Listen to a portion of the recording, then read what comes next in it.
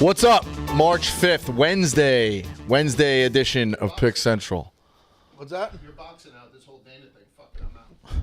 No, he's going to save you. He's Large. saving boxing. You're welcome.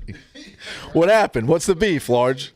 No, I'm kidding. I think it's very. All right, so Turkey, the guy in like Saudi who's putting all the money in the boxing, Okay. and Dana. Yep. Turkey Al Sheikh. Turkey Al Sheikh. They started a boxing league that they're going to invest a ton of money into, like feed it like development programs. Okay. They're allowed to use all I think boxing needs that. Yeah, we're live. Yeah, it's live. We're It's all right. We'll open we with started the boxing. show. We started the show. All right, you're... 4 or 5 guys. I totally. I'm no Brico has no idea. I'm excited about this. I got Canelo tomorrow at in what's Rockefeller Center or something. Canelo's in town, so I'm gonna ask him about it. I'm gonna try and get some fucking details. I don't know what's going on. Get us the deal. I'm excited about this. I know, yeah, so that's Boxing is needed this forever. Yeah, and that was his first love. Centralized league. Ran him out of fucking Boston when he had a boxing gym. Yeah. We saw the UFC. Yeah. I mean, I apologize. No, it's... Get out large. We love boxing. I love boxing. I want boxing to come back. So anybody who wants to bring boxing back, You know, basically, Turkey, however you say his name, him and Dana actually started a league. They're going to start like a actual league, because the problem with boxing forever is there's no centralized league, or like it's all just like a bunch of every man for themselves operating. I mean, even the way the fights are done, it's almost like an arranged marriage, if that makes Well, no, that's exactly what it is. It's just like, all right, And- you and two get married that night, you two get married another night. Like, yeah, it doesn't. And the problem, and this is what I want to say, because I think this is what the people who are like just casual fans don't really understand, and they kind of, because the whole thing for a while has been, oh, boxers make so much more money than UFC fighters. What do they say about the economy? The strength of the economy is always about the strength of the middle class. The middle class in boxing is on fucking food stamps. The middle class in the UFC is making 6 figures a fight. Right. There's a difference. So maybe the guy fighting for the belt, like a Tyson Fury, maybe he's going to get $30 million for a fight. Listen, say like an Adesanya, who was had a run for a long time, dominant champion before he's lost recently. I'm saying the height of his powers. He's making $5+ million a fight. But the middle class, there are guys that like a couch fan like you've never heard of, their names never came across your desk, making a few $100,000 a fight. And that's the difference. And I think that's what people who are casual onlookers that say, oh, the UFC doesn't pay well, that's the part that they don't say, is that anyone literally besides the top like 5, 6 boxers, 10 boxers, whatever it is, make legitimately nothing. And there's tons of guys in the UFC who are like journeyman type guys who make very good, like very, very good money. Yeah, it's a problem.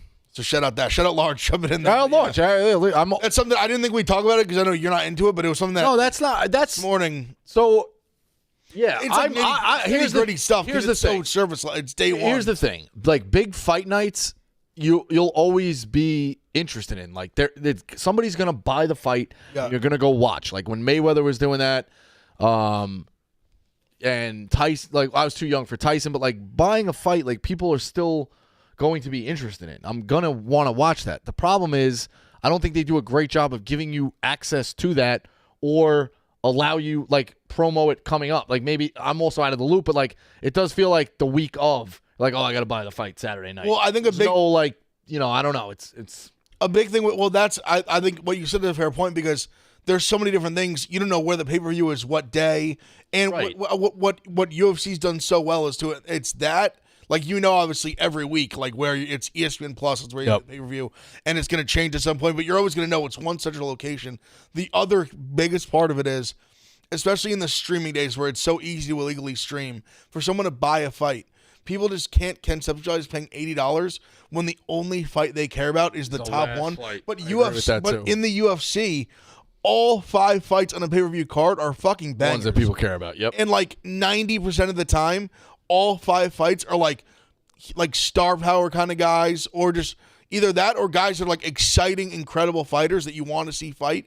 So you're paying the $80, whatever it is, but you're getting like 5 incredible fights, and you got like 5-10 fights leading into it, into the card that are free, or on ESPN Plus, just subscription, that are like incredible fights. So I think they're going to try to put that model into boxing. I think the other problem of it too is, like, listen, don't get me wrong, like only the sickos out there are watching UC San Diego and Drake and Belmont and shit like that. But I at least have access to watch them. Yes. Like I could watch them growing up. I feel like or coming into the season, I feel like with the big fight, like there is no tape on a guy. You don't get, you can see the highlight packages on YouTube and whatever, but like you're not watching that guy's lead up to this fight. You know what I mean? No, Like you have to buy a pay-per-view for that. So there's no way to get in of like, oh, I like this guy and this and that. Like, I don't know. You look at the access point to other sports and everything's pretty accessible. You know, you look at NASCAR, like we got in, like now if I want to watch NASCAR, it's accessible. For sure. You know, like so the barrier entry to boxing is very hard. But yeah, shout out Large. I'm always interested in fight. I think, not to tip anything away, but like Eddie does a certain thing where he gets a bunch of people in a room and they make picks. And a Vegas prize fight is pretty high on that list. Oh, yeah. So we don't want to give away the draft, but Vegas prize fight would be very high on that list. All right, we had a very interesting night in college basketball last night. I think we start Probably A&M. Probably A&M. Auburn. I think you start with A&M. But that was not the game of the night. So no, not the game of of the night, but it was like you could say maybe like the moment of the night in terms of like the big like upset kind of thing. So A&M wins in a game that Auburn never led. Now, you like this. I feel bad because I cut you off because somebody was chirping me about BYU. So I cut off your clip. But we had two really good picks last night, and we probably should have, hindsight's 2020, what would that parlay have paid? BYU was catching 9.5. How many was A&M? How many was A&M catching? Was like 5.5. So, like, not like crazy. But what are we thinking, though? Together? 18-1? 19? 17-1? Well, I mean, yeah, so A&M was like plus like 170 probably. 160, 170 on that number. And then, I mean, BYU must have been plus 250. I was going to say like at 9.5. 250 and 300 probably, yeah. So together, over 10-1 for sure, maybe 12, 13. 12, yeah, so pretty high. So I mean, yeah, you have an inkling like you can't get those back. The one Saturday too, like I absolutely loved UConn and Cal State Northridge. I did feel really good about Bama, but I went money line instead of whatever. So like you can't get I think you got to go big when you really love it. You know what I mean? Yeah. Like you look back and you're like, fuck, that was an easy one. So it is what it is. But all right, yeah. So A&M, Auburn never leads. Auburn looks stagnant on offense. Couldn't really get things going. The A&M guards look great. Buzz Williams is a great coach at home. Unbelievable effort from there. What I took away from it, now you nailed it. You were like, it's a look ahead spot.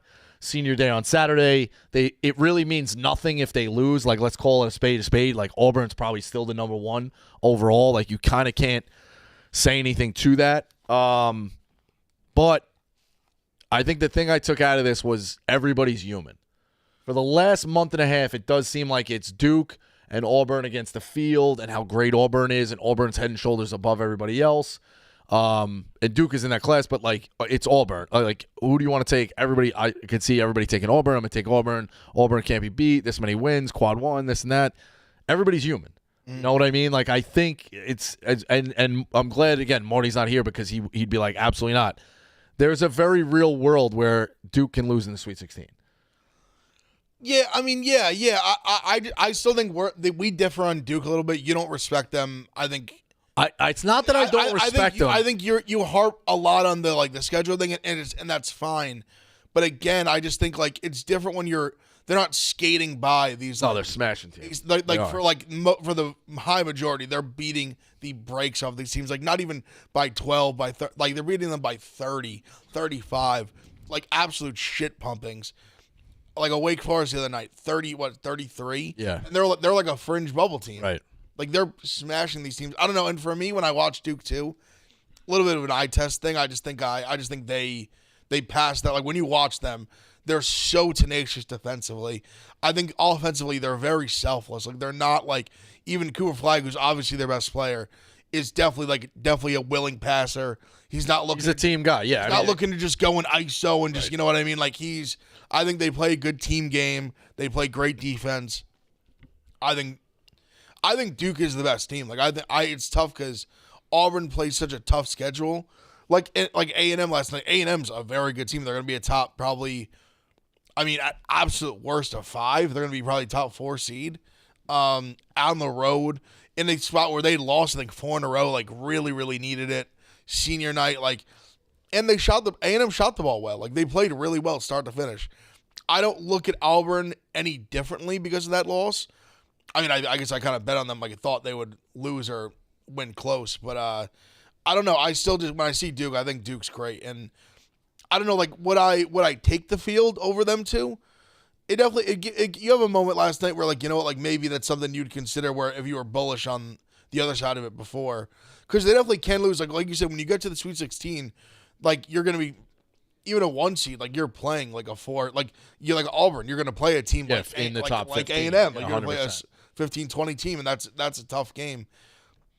I don't know. I go back and forth on whether this year is gonna be chaos or it's gonna be chalk. I'm kind of leaning towards the chalk.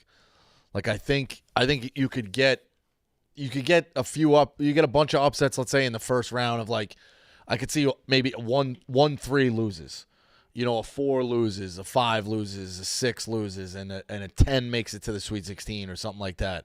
But I think once we do get to the Sweet 16, the cream's going to rise to the top. And I kind of see a world where in the Elite Eight, like take your pick, it's going to be Auburn, Duke, Alabama, Houston, Iowa State, Tennessee, like Florida, Missouri, like the teams where you're like, yeah, it makes sense. You know what I mean? They've always been at the top here. They're going to make a run. Michigan State as well. I know the guys, for some reason, they keep chirping us. They say we don't respect Michigan State. Everybody thinks you hate your team, but the Michigan State people are like, keep doubting us. Like, we know Izzo's a good coach, but the Big Ten has not succeeded in years past. So that can also be true. Yeah, I don't get too. To me, it's not about like the Big Ten prior. Like, I mean, Purdue was in the Natty last year. Right. Like they clearly like to me, I know they haven't won a chip in whatever it is, like 20 years or whatever. I don't think that's like a huge 25. 25. I don't buy into that as much. I just think I look at it like year by year, and I just look at the conference, and I'm not like.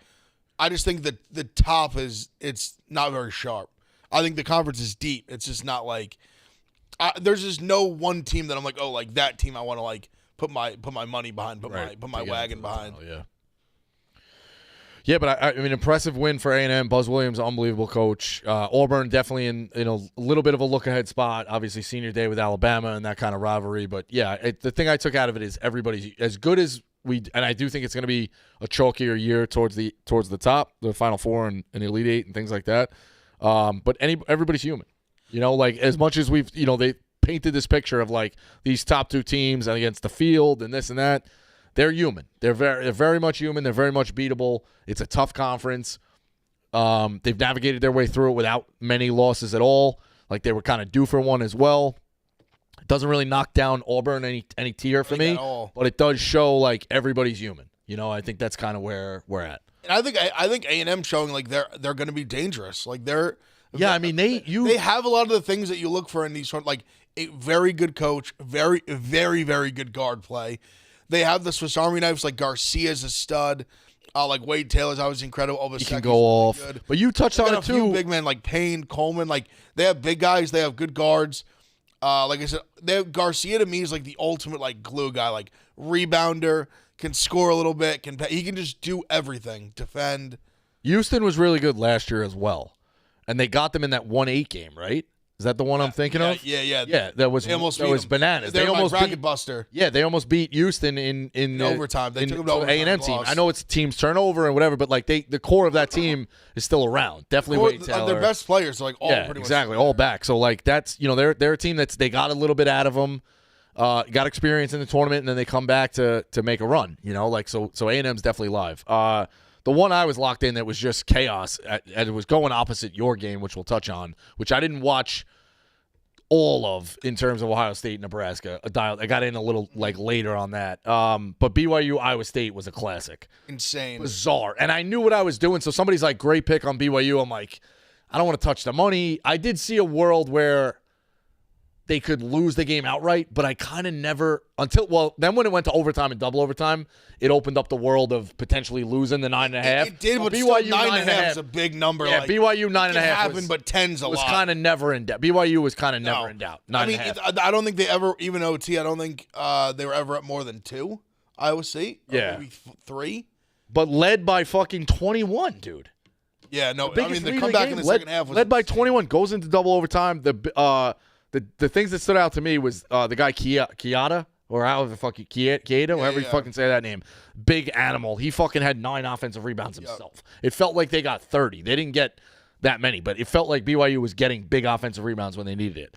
Iowa State's last possession, pretty bad. Ew. And I like Otzelberger. I got some friends on that staff, but that was a tough possession for sure. I just didn't understand. Force three in the corner, like it was. I just didn't understand what they were doing. Like no one was moving. Like they just kind of dribbling, and then he kind of like he gave that guy that took the last shot. Like he got put in a spot where he just had to throw it up there. Like he didn't really like. I don't think it even was really like his fault. He kind of just got handed the ball with like 2 seconds left and was like go, and he was stuck in the corner with the defender in his face. He kind of just tried to get as much separation as he could and just threw it up there. But I mean, no, that was considering how far they had came to fight back.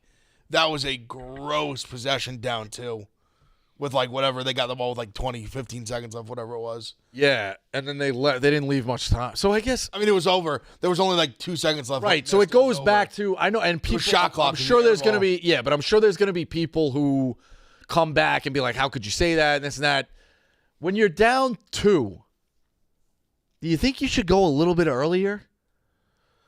Yes, at 15 or 16 or 20, whatever they got the possession at, I think it was like 22. They hold it in their hand out there, and then all right, we're going at 8 or we're going at 10. Down 2 that makes no sense to me. Right, like you got to score. We got Who gives a fuck if they get time if you don't score? What does it matter? And teams do. You'll watch. They just hold. They're like, all right, then we'll wait to get into the set. Give yourself as many options as you can early.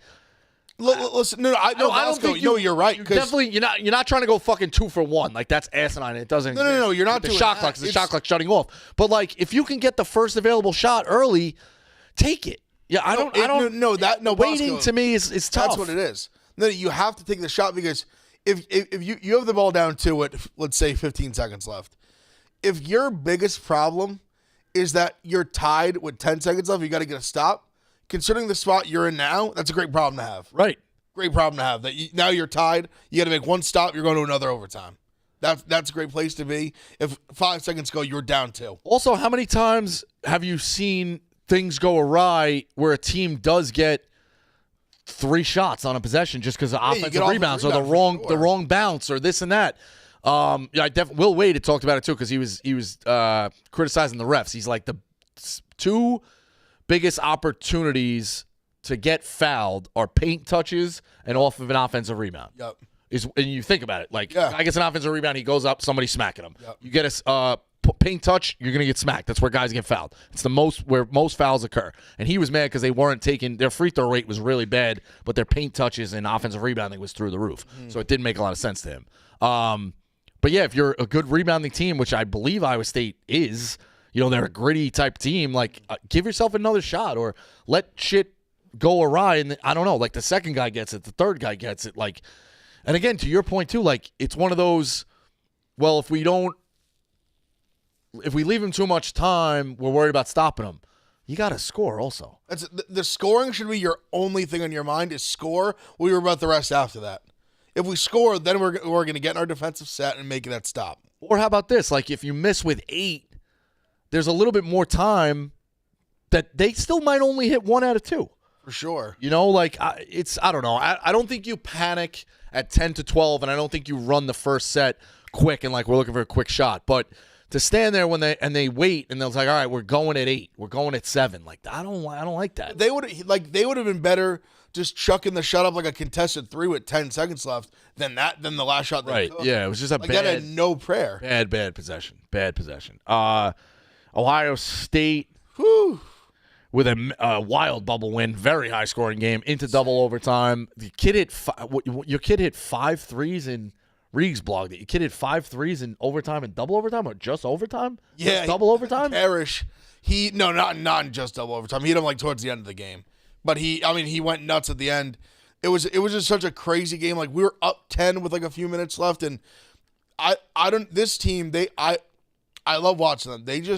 The way they close, it just always scares the hell out of me. They just seem to do this constantly where they have these leads and they blow it in the last 5 minutes. Thank God this one they got out of there with a win because this could have been a crippling loss. At home on senior night would have been a crippling loss. Where us in Nebraska, we're both in the bubble. They had beat us already, so really need to get that one back. I think they're quad 1. Get another at least just good win regardless. Good win, yeah. I don't know it off the top of my head. I think it's a quad 1. I'm not sure, but regardless, I think it good extends. win. Yeah, road definitely on the true road game, so it extends. It was a home. It was a home game, but no, I mean just a crazy. Oh, your game was a home game. Yeah, we were home. We were home this yeah, time, so really needed it. No, A that lot was going on. Two red It just teams, felt. a lot going on. It just felt that we had that game, and we have Indiana on the road on Saturday. Feels Who's like playing well. Indiana's still like in the mix with things. they lost last night to Oregon. I was on heartbreaker, Oregon, but it feels like now by beating Nebraska, I think Ohio State's in a spot where if they beat Indiana, I think they'd be in the tournament. Yeah, I think you're in a weird. If all they right, beat you're in Indiana the on the classic- road, Yeah, but I think Indiana's got to be quad one. I think you're in the classic Syracuse type spot, or what we've seen with classic Big Ten teams on the bubble. You have to split, I think, in the Big Ten. I think you have to between Indiana and your first Big Ten tournament game. No, I agree. We got to I win. think We you gotta have win to for sure. win one, and I don't know if it matters Which one? which. Because what I are you going to be agree. like 8th in the Big Ten, 9th in the? So you're going to be the classic. After we won yesterday, I think we're like 8th or 9th. I think we so- already were 9th. So you're going to Maybe line up 8th with now. 8. How many teams making it now? 15. So 8. You're probably going to have to. You definitely have to win the game against 15. Let's say, of who you play. You know what I mean? Yeah. Or Yeah, 11 yeah, or for whatever sure, that. But for like, sure. or yeah, it's probably deeper. But you have to get to the 8-9 game, and then that's the bubble classic. They've had that forever in the fucking Big Ten. It feels like. Yeah. Those two teams playing. Like loser. You got to get to the quarters. I think we got to, because like I said, I think, if we beat Indiana, I think we'll be good. If we don't, which we're definitely going to be underdogs on the road for sure. I agree with you. I think you get one. You get like the cheap win, and then I think you should be in. And then I think if you get that like next one, I think you're definitely in. But I feel like pretty good about where we're at. It's kind of funny seeing the bracketologies on like different networks. Like I've seen like the one, I think the ESPN one had us like before last night had us like first 4 buys. Right. And then like Jerry Palm, when was it, CBS? CBS. He had us as like first 4 out going into the game. And they had Nebraska like also first 4 out, like ahead of us, I think maybe. So I don't know. We'll see. ESPN I seem to feel like we're safe, but I mean, who the fuck knows? You never know. You really don't, because I thought last year They also got to update it a lot more. it They update it every hour. Remember last year how we thought like all these teams were close, they just like weren't at all. Right. Like they did that, like the next 4 that would have got in, it was like, oh my god, they're not even close. There was a lot of that last year. It was like Seton Hall was like that. Yeah, what's interesting to me is I don't see any of these bubble teams on there. Now, I think maybe they take them so they're not going to put them on the bubble as long as they're winning their conference. So that's why you don't see Drake and UC San Diego listed on there, because as of right now, they're the 1 seeds. They're predicted to win their conference. What I'm interested to see is if they lose in the final, where they all of a sudden then pop onto the I bubble. think they're cooked. Yeah, I agree too. San Diego, like a UC San Diego, is not getting it if they don't win their conference. Because again, Bosco, they're not yeah. 30-0. They've lost 4 games. I know, but it's one of those like, I mean, Carolina's playing a lot better, but Carolina's. I see a little bit of both Awful sides for me. though. Like, do you really want to put in a team that has a losing record in a power conference? Yes. One that Not a losing record like in the thing, like a losing record in their conference. You're saying in the power conference. yes, in the SEC. Yes, Yeah, I know. I'd rather see a 7-10 team in the SEC than you, because like we talk about. I keep using Georgia as the example. They got another win last night. South Carolina is obviously not great, but handled business on the road. Like, I think Georgia would beat the shit out of UC San Diego. That's my honest opinion. You don't think so? You think they're better than Georgia? Like, shut up. I think Georgia. Take conference out of everything, just this team. Like, I think it'd be a game, but yeah, I think Georgia. Oklahoma, yeah. like I think they're like Yeah. I think they're like a team like that. I think they're much better than like a UC San Diego or like even Drake. Obviously, they've had like a little bit of success in the tournaments. Like they've played tough games in them in tournaments and stuff. But I just think if you don't win your conference, like a team like that, if you're not going to win your conference, you better be like that. You better be like 31-1. Right. Or I just think you're not gonna, because your 4 losses. Yeah. Like, hold on, well, just for. They lost to Irvine. I know that for sure. Like, well, when you're the teams you've lost to are some of the teams they like. I'm gonna just look just for. Let's see what we got here. What conference are they again? Big West. Big West. So they lost to San Diego State. They lost to Seattle, which is a bad one. Like, yeah, you're just not going to get in with That's that. a bad one. You're not getting in with Lost to Irvine and lost to UC Riverside. Yeah, like that's not So good. that's where it's at. San Diego State, you could survive that loss. It was a close loss. Yeah, I mean, they But don't. Seattle and Irvine, like even Irvine, they're not bad. But Yeah, they're holding their hat on wins like James Madison, who was at the top of the Sun Belt, and Toledo, who's a pretty good win. But, like, And even that quad, too. Utah State, who's in the Mountain West, is a pretty good win.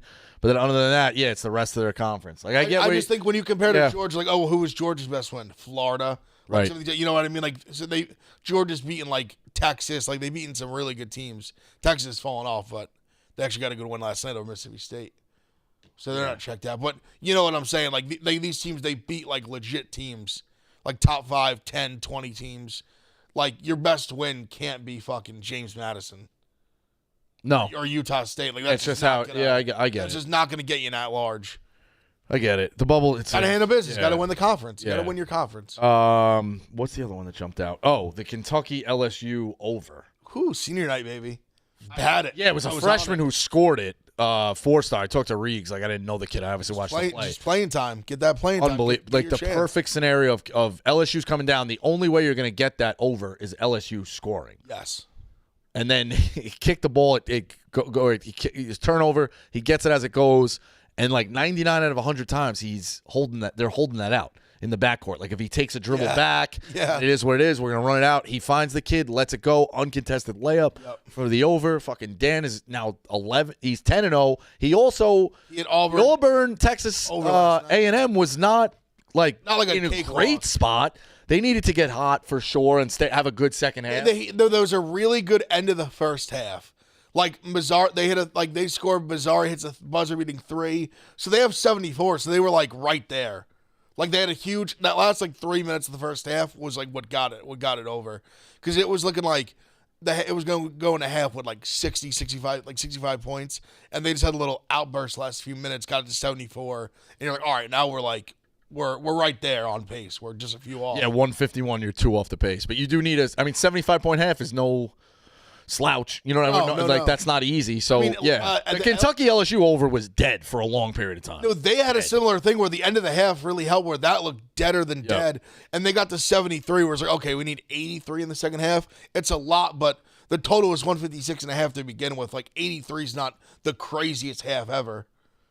But, you know, I mean, we needed every bit of it, thank God. Yeah, 11-0 to start March is fucking Phenomenal. That's what dreams are made of. But yeah, that was a wild over. So we're a gambling show. That was a crazy way to get that. Does that cover everything in terms of college? It does. There's some senior nights tonight, right? Who's senior night? Yeah, Alabama's. We're doing it after the. Yeah, I know. This is because things usually work out. right. So Good job going against Rico Bosco because things usually work out. yes. So Virginia job. Tech, for the context of this, Virginia Tech celebrated and created a video with out of context clips from years ago that weren't even from that same season, and was dunking on people of making the tournament as a fucking 10 seed. Virginia Tech, horrible social media. So I'm like, all right, I'm all in on Florida. So that's where that clip is from. Okay. Nikki Smokes is coming at you, so I had to play it. That's where that clip is from. I don't know how many. I've asked Nikki Smokes too, like, hey, you locked in on the college slate tonight? You watch college? Nah, I'm doing this, I'm doing that. So I don't know if Nikki Smokes, we like Nikki Smokes. I don't know if he's dialed in as much as he wants to say he is. Doesn't he isn't he dialed into like every school in Florida with like a D1 program pretty much? Yes, yeah, but, you know, he's got the Miami Heat going. I think Florida being good, he's a little more. If Florida was in the middle of the pack or fighting for an at-large, I don't think he'd be living and dying. I think he's out in front of the parade here with Florida. But we like Nikki Smokes, so. And now he could beat everybody up. He's on the droll, whatever the fuck he's on. It's not natural. Don't care how much he says he's working out. He's on the droll. I mean, just counterpoint. One could say he's been a fan of Florida longer than you've been on Alabama. You accusing him of being on PEDs? He went to 5 different schools in Florida, though, no? Yeah. I think you went to a few. Was Florida the one he ended on? I'm assuming he finished at Florida, I would Yeah, I think. think so. So we'll see. But yeah, it's a big one tonight. Walter Clayton night. Yeah. I don't know. The Gators are pesky. I mean, Very I think it's pesky. high scoring as shit. I don't think that's a hot take, but No. No. This one could see 90s each side. Yeah, I also think it's one of those like the game, Alabama games and Florida games too, for that degree. Start a little slow. Like maybe it's like, I don't know, at the under 16, it's like, I don't know what's like not crazy, like 8-6, Yeah, 8-5, let's say, and then in a 4-minute stretch it goes bananas and catches right back up. Actually, That's how Alabama games go, Crazy hit I had last night. I had the over. Iowa State, BYU. I was thinking of you when you said that. Literally, they didn't score the first 5 minutes. It was 0-0. 0-0. 5 minutes in, it was 0-0. You needed double overtime. Did you need overtime? You only needed overtime. First overtime. Needed overtime. Yeah, that was huge. wild one. Also, I lost Baylor on a free throw. On literally a free throw with a second left. Needed both, only hit one. And they had blown like a 10-point lead. They literally scored, I think they basically had a stretch from the 7-minute mark to like under a minute where they didn't score, Baylor. And still almost covered 3.5. It was gross. Jesus. But I got some good, but I mean, got the Iowa State over, so I can't complain. Yeah. God's give and take. Pat Bev in the building last night. Steph. I didn't see the video. You saw Kat gave him those tickets. Yes. Actually, shout out Kat praying for. I don't know what's going on his girlfriend. He basically left the team for personal reasons. They saying he might be gone basically this whole like little trip shit. next like 5-game stretch. His girlfriend tweeted "fuck cancer," so I mean, praying for them whatever's going on. Kat's had a tough go, but I believe he lost both his parents in COVID. I believe. Like really sad, man. Really sad. So praying for him. Hope everything's good with his family. Hope everything at least gets figured out or whatever. Just positive vibes and love and energy their way. That's tough. But crazy that Kat gave him those tickets like out of nowhere. He was recording the pod, and he just got a text being like, "Hey, this is like so and so for the Knicks. Like, you have like Kat's courtside tickets." Unbelievable. So I think he's just like, fuck yeah. He's wearing the Cat jersey. So Steph comes back to the Garden where he's now what, Phil? 12-1? He hasn't lost at MSG since February 2014. Insane. The last time we beat Steph was really the Raymond Felton block game where Steph had 54. And we were winning the whole fucking game too until the fourth quarter. Or I guess the end of the third. It's a rare time where the Knicks just melted in crunch time. Like we are like one of the best clutch teams in the NBA. I know it was like the opposite. That's always literally was like the last like this little stretch where it was like Memphis and the Heat, they were like losing the whole game and came back and won. And then now this one they were up at halftime. Not up crazy, they're up like 6 or something like that at half. And yeah, they just blew it at the end, but it felt like a game where we probably should have played Deuce more. They probably should have tried OG at the 5 because OG was like he was Giannis awesome last night. Yeah, he was really awesome. That is like, he's been playing well just in general. I mean, obviously he had the game winner against Memphis. I mean, one weakness the Warriors have is they run pretty small lineups. So if you have a tall guy like OG's long as hell, like he can exploit them pretty easily. I thought they should have played. I know Mitch is still kind of on the minutes restriction. I thought that maybe give him a few extra last night. March, though. Like, I know. It's one game. I get it. And also, but it was more just watching. We're like, shit, we could use like that size can help right now. And we know we're kind of like locked into like either the 3 seed or I think we're up like 4 games on both the 4 and the 5. Which, yeah, we're pretty set in the 3. And if we fall into the 4 seed, who cares? Then it's like we play Cleveland round 2 if we get there. It's not a big deal. Yeah, no, I agree. It's more about just having a healthy team come April. Home court in the first round. Keep that and you're all right. Yeah. No, we'll be good. We should be the 3 seed. But yeah, no, it's all right. You're gonna lose a few here and there. And the Warriors are the playoff team. Yeah, like it kind of adds to the Knicks' worry of just not being able to, and I don't know. Golden State's not Golden State's not elite, but it is another good team. They've been elite since they got Jimmy Butler. That's what I'm saying. They're 8-1 or 9-1 with Jimmy Butler. I mean, so I think the Knicks are in a great spot where they're going to host a home series in the playoffs, but they can't win it. Like that's it's just kind of where we're at. It's tough because you thought you had the. I'll tell you what. I mean, just being in the playoffs every year for Knicks is a win. I know that's loser mentality, but for the 25 years that they were bad, not 25 years. I would close. I'd so much rather this than doing tankathon simulations 100%. every fucking day. Like that is basketball hell. When you're doing a tankathon for a draft lottery, that you don't win. And the Knicks haven't moved up in a lottery since they got Ewing. Pretty much. Actually, the Knicks called Ewing. Ewing. I don't know the way you said it. Maybe he was like the Knicks had a small stint with Carmelo, but for the most part, take those years away, which only ended up being like 3 or 4. And a couple of good ones. A couple of good ones. And then obviously the really last one just like good one. Yeah, but for and then last year obviously and the year before was good and they were building whatever. But for the most part, bad for 25 years. That's not an overstatement. Yeah, I said like they've bad for 25 years. They've really been bad for like 90% of my life. Yeah, really bad since 2000. So that's kind of I will gladly be the 3 seed and have a second round exit over what was previous for sure. Yeah. nothing. Pre Brunson, pre Randall, yes, for sure. He does that. Bears make a move in the O-line. They sign 2 big moves. Yeah. 2 big moves today. Huge move. The kid from the Chiefs, Thuney. I mean, Joe too. I mean, he's Thuney? won 3 or 4 Super Bowls. All pro guard. Thuney's not a kid. He's 32 years old. Yeah. You can't call Actually, him the kid I think he's from the 33. Actually, but. If he's younger than me, I call him a kid, so to speak. No, but this. I mean, to me, a lot of shit about. He had to move out to left tackle with some of the injuries for the Chiefs. He's a guard. He's like one of the best guards in the league. I think if you're the Bears, this is a no-brainer move. Like obviously you got to pay him now, but I understand he's a little older, 32, 33. I think we've seen some offensive line perform well into their late 30s. I think this is a guy that if you're the Bears, I will say this up front. Like if it doesn't work out, this is a swing you 100% take. In my opinion, 2026 4th round pick. I know he's like dead to pay him and all, but it's like no brainer. Like you need offensive line help desperately. This is a guy who has been one of the elite guards in the game for 6, 7, 8 years now. Like this is a absolute no brainer. If you can make this move, you make it. And they picked up they traded for Jonah Jackson, also a very good guard. He was actually an Ohio State guy.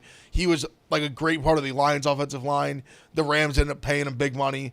The Rams are trading him now. I think like they just picked up 2, like one elite guard and one like very good guard.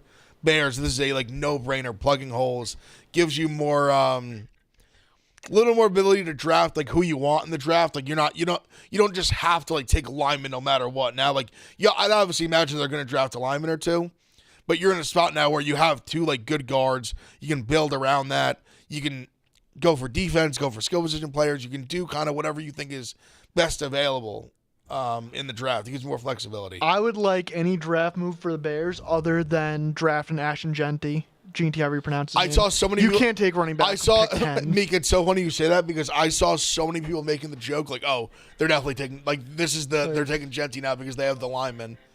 I don't think they will, but it would be hilarious if they did. Honestly, I thought about this too. It would never happen, and as a fan, I would hate it. The Giants drafting Genty, I think, would be like for like an NFL storyline, that would be like the like funniest thing in the world. Ahead of Shane if he does that. Yeah, me too. That's just a bad move. It was like a dark, twisted thought I had in the shower this morning. I was like, if the Giants gave up Saquon Barkley, he becomes the highest paid running back in NFL history out of a Super Bowl in a 2,000-yard season. And then after they said they wouldn't pay him like over like $7 million, and then the next year they just draft a running back 3rd overall, it would be my personal hell.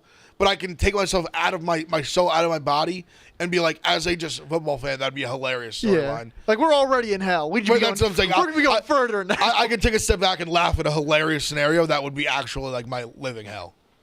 But yeah, that would be. I just thought I had. That would be such a bad running back. That'd be the worst move ever. Running backs can't change your teams anymore alone. I know people are going to say, "Oh, well, look at the Eagles. They got Barkley." No, they had things around. That's not diminishing Barkley. He's fucking great. They made a Super Bowl 2 years ago without him. Right, but you cannot expect when you're a team in the mix or you're a team in the lottery, not lottery, but you're a team in the high points of the draft in the NFL, or your team like we missed the playoffs. How do we catapult ourselves to make the playoffs? Just thinking you can get a running back and that's going to change everything, that's just not the way it goes. It's just not. And for the Bears to try to take Genty, that's just a bad. What the Eagles did was they showed what he could be if you maximize Giants his talent. Taking Genty is not the right. The Eagles showed what Saquon could be if you maximize his talent. Yeah. That's what it was. Right. If you have this is the peak that he can reach. If you have a great offensive line, you have a Hall of Fame right tackle in front of him, stud lineman across the board.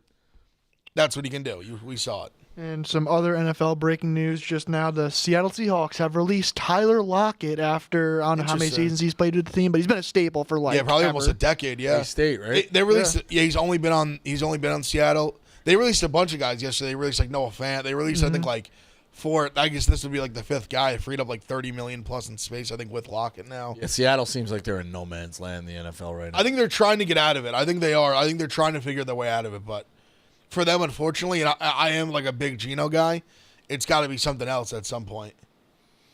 Give me that division again. So it's them, the Cardinals, the Rams, and the 4th 49ers. is the 49ers. So it's been a tough division for a long time. Right. But It's been arguably the best in the last yeah. 6 years. Yeah, but I'm looking at the way things are going. Like a lot of questions around the Rams of where he's going to go. But you're getting another 2 out of Stafford, though. You know that, basically. But they're talking about potentially trading him. Stafford, no, they just re-signed him. Yeah. Confirmed, re-signed him. It's it's done. confirmed. I'm They behind tweeted out the Okay. gift. They said he's back. All right. Like, Michael that's what Jordan. Giants That's how things move. Stafford is Rams quarterback for, well, I guess we'll say At least a year, At least this year. At least this year. Because they can have these I'll own conversations it. again next year. Yes. I got Missouri Valley brackets in my head, and I got the A-Sun, and I got things going on. I did not know he got re-signed. So I think that the Rams are Forever we were talking about Stafford and where he was going to go. Yeah. So, all right, I never checked back on the story. I never checked back. I think we talked about it, but Yeah, all right, fair. Rico Never- forgets stories so often. He's going to show up to Mets opening day and be like, wait, we got Juan Soto? When did this no happen? shit. I knew that one. All right, but the Rams have 2 years of Stafford. So We'll say at least you're there without that. Yeah. 49ers are in very much a They're trying to figure shit out. they're still good, but trying to figure things out. The Cardinals, good, but trying to figure. My point is that the Improving, Seahawks are not great, and I wouldn't pick them to win that division. But there's definitely not a runaway contender in that division, if that makes sense. Rams are probably, Rams and 49ers definitely a class above you, but it seems like the door's kind of open there to make some noise. That's I don't all even I'm know. saying. They're definitely better, but their Seahawks are still. I don't think they're that far off. But I think the difference for them is like the quarter. Like Stafford's an elite quarterback. Geno's just a solid one. Right. And I think the Rams have just done a great job. They've done. I can't stress enough how good of a job the Rams have done reshaping the defense post Aaron Donald. Unbelievable job drafting everything. They've hit on so many picks. Yeah. Speaking of an unbelievable job, let me tell you about Evan Williams. The Evan Williams Bold Takes. This segment is presented by Evan Williams. Hey, Pick Central listeners, college basketball season is heating up, which means there are no shortage of opportunities to celebrate big wins with Evan Williams Bourbon. As we all know, Evan Williams Bourbon is game day's #1 pour. From rivalry games to championship week to all of the madness in March, nothing pairs better with watching hoops than Evan Williams Bourbon. Each pour of Evan Williams is rich, full of character, and simply done right. Next time we're rooting for a backdoor cover, take Evan Williams Bourbon along for the ride. Visit evanwilliams.com to find the bottle near you. Evan Williams Kentucky Straight Bourbon Whiskey, Bardstown, Kentucky, 43 to 45% volume, alcohol volume. Enjoy responsibly, 21 plus. My Evan Williams Bold Take is anyone. It's definitely impressive, but anyone who's fixated or surprised or holding this as a massive achievement, which it is, but it's kind of no duh. LeBron scoring 50,000 combined in the play, no duh. He's been the best player for, you know what I mean? It's one of those you hold the achievement and be very impressive, but I don't think it shouldn't be a big segment on from the talking heads. And what's Stephen A. trying to do? He's trying to spin it already. He's trying to retire LeBron MJ debate. He's trying to retire. And then it's LeBron that LeBron the guy played. The guy has played for 2 years and been at the top of the sport for 22 years and never got hurt. Knock on wood. For him anyway. Knock on wood. So what do you expect? Yeah, of course he scored 50 fucking thousand. But I don't think it's groundbreaking. You definitely should be impressed by it, but the fact that Stephen A. is trying to hold this as the crowning achievement. Oh no, come on, but Bosco, I'm not the LeBron debate thing. LeBron MJ, I'm not putting it to bed. It can still be debated. But would you, Bosco? Would you say something that's never been done before is groundbreaking? Yeah.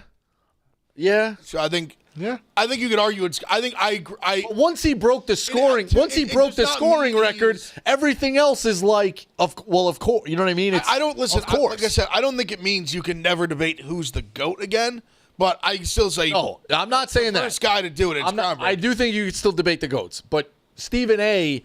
being here's my feather in the cap. It's kind of I agree. I agree. Crazy. That's TV narrative, blah blah blah. That's crazy. I mean, it's insane. The guy's 40 years old and he's an MVP candidate. He's insane. He's a freak. We're never gonna see anything like he's legitimately better than the guy has played the whole 22 fucking seasons of the NBA and been never outside the top 5, 3. You'd say 10. I 4? would say comfortably 10. 10, you think? You think there were a couple years he was... Those early Laker years, you start to see a little bit of a decline. I'd say just for comfortably 10, All right. 10. Yeah. But 90% of the time in the top 5? Easily, yes, Yeah. easily.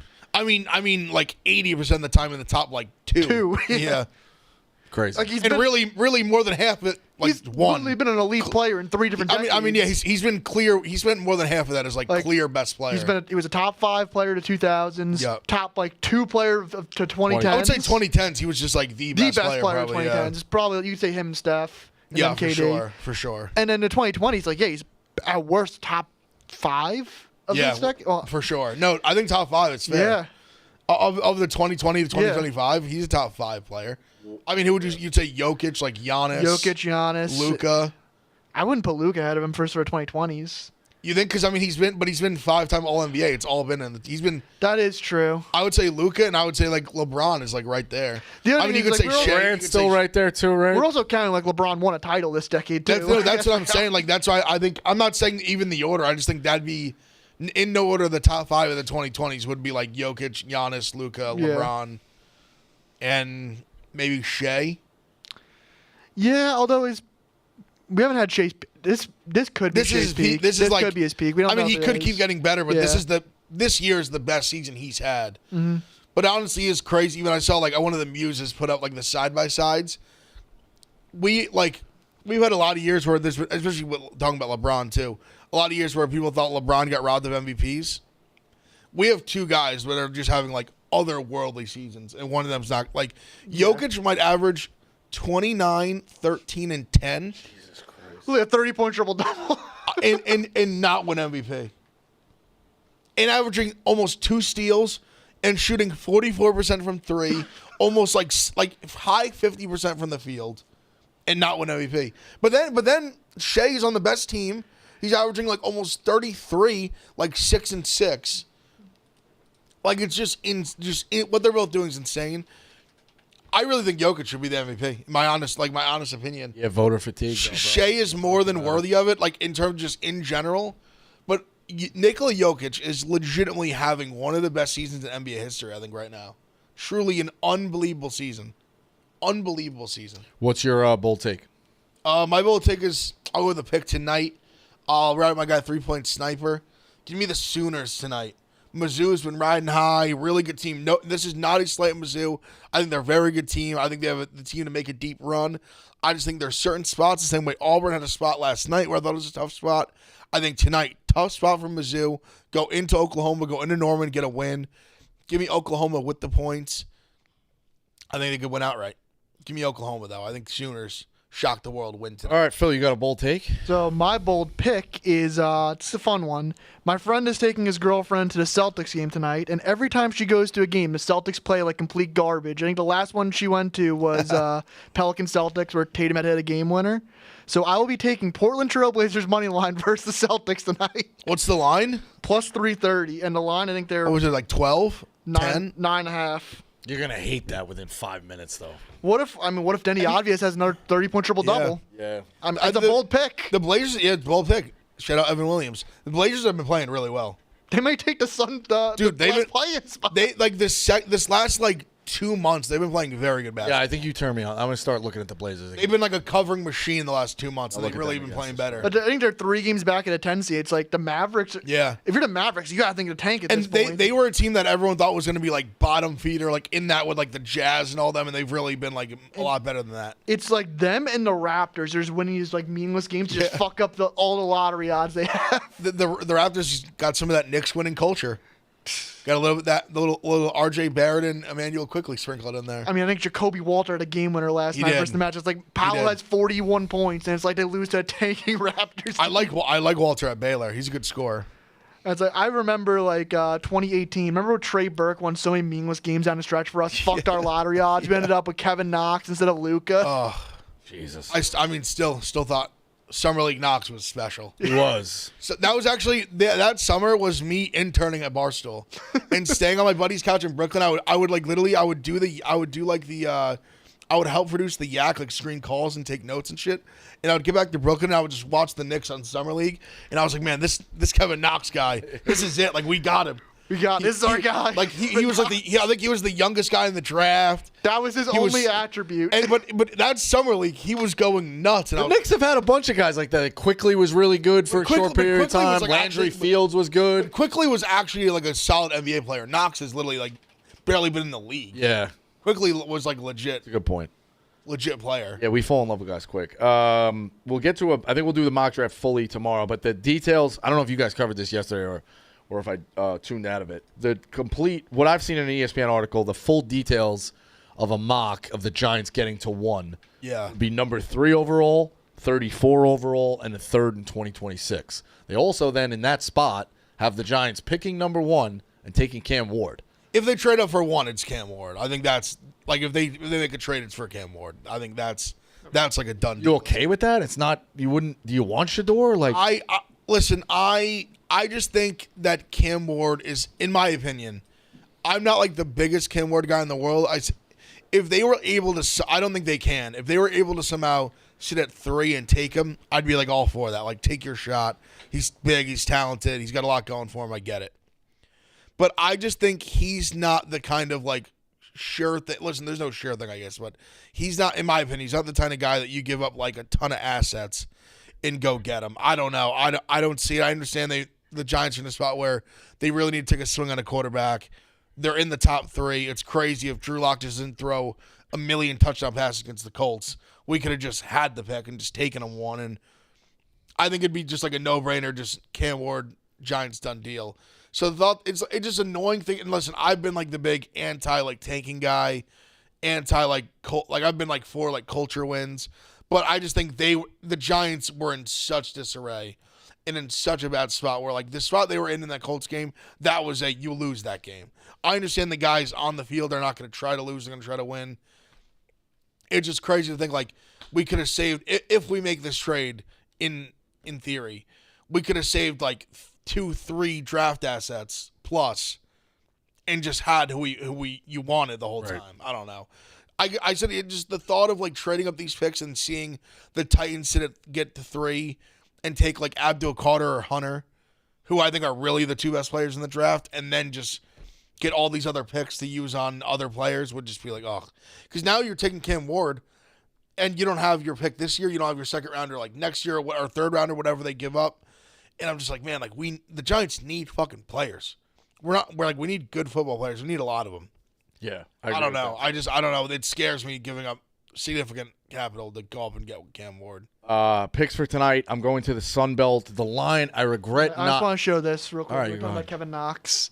This is his draft grades. Oh, man. His Weaknesses. only strength was that he was really, really young. Weaknesses, man. everything. Literally everything. And specifically offensive rebound and blocking. It's just turnover. Oh, man. But he was in summer league he was giving him 20. Yeah. And no, it was really that, and he was like 6'9", so he kind of fit the like the stretch 4 was like had been a thing for a while, but it still was a thing that people were like, oh, the stretch 4, like love the stretch 4 in 2018. That was still like a thing people said. Like That's always the red flag when it comes to prospects. Like, oh, his strength is really, really young. Well, can he play basketball? It's like, no, but he could one day. but maybe one day he can. I'm going to the Sun Belt, and I regret not jumping on it right away. I've also hit 4 in a row. I'm 7 out of my last 8. Nice. Going back to Saturday, which the only loss was Alabama money line in that stretch. Should have taken the points I hit on. Taking the points. Should have taken the points. I'm going to take Georgia Southern minus 4.5. So Georgia Southern lost to Southern Miss February 1st, I want to say. They still had Curbelo. Curbelo was one of their leading scorers in that game. He's now gone. Georgia Southern from that point is like 5-3. Their losses, 2 of them were to James Madison, who's at the top of that conference in the Sun Belt, both by 5 points. I think one of them in overtime. They split with App State, who's really good in that conference as well. Georgia Southern's one of those teams that's fighting. Southern Miss off a tough win last night against Coastal. Close. I think 24-hour turnaround, Pensacola, Florida. Georgia Southern with a little bit of rest. I think fresh legs. I think Charlie's got the boys rolling. I think Georgia Southern takes care of business, wins this game by 5. All right. Plus, gets it going. I like Georgia Southern. All right, like I said already, love Oklahoma today. Oklahoma plus 5.5. I'm also on. This is a spot game too, big time like stinky route. Give me Ole Miss plus 3.5 at home against Tennessee. Give me the over in that game as well, over 137.5. And give me I don't want it there as well. Give me where is it? Who else I put it in already? I'm sorry, Bosco. I have to do it. I don't Florida. I'm taking Florida plus 3.5. Got to do it. I think if you I think it's a close game. listen, if all right, here's the thing. There's 2 really elite teams. If you like, that's where I was with Alabama, Tennessee. 2 elite teams. I took Alabama because I thought they were a better team. They were a better team for 39 and a half minutes. So if you think Florida's better, there's a world where I could see people taking Florida. I'll just 100%. I think 3-point. It's basically a pick 'em. We get the 3-point advantage for senior night in the home court. It is what it is. But like, I people picking Florida. I'm not like you're an idiot. a lot of SEC action for me tonight. All SEC action so far.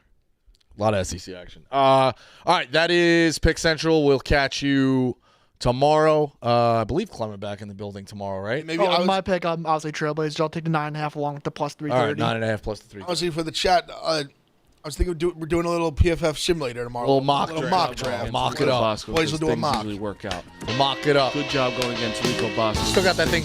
He's got it playing. Cinnamon in the back. Good job going against Rico Bosco because things usually work out. Good job going against Oh, Rico Bosco. wait, because things usually don't work out. stop yet. I'm going to fix Good this. job going against Rico Bosco because This computer's not working. There we go. Wait. Still live. All right, now we're ending it.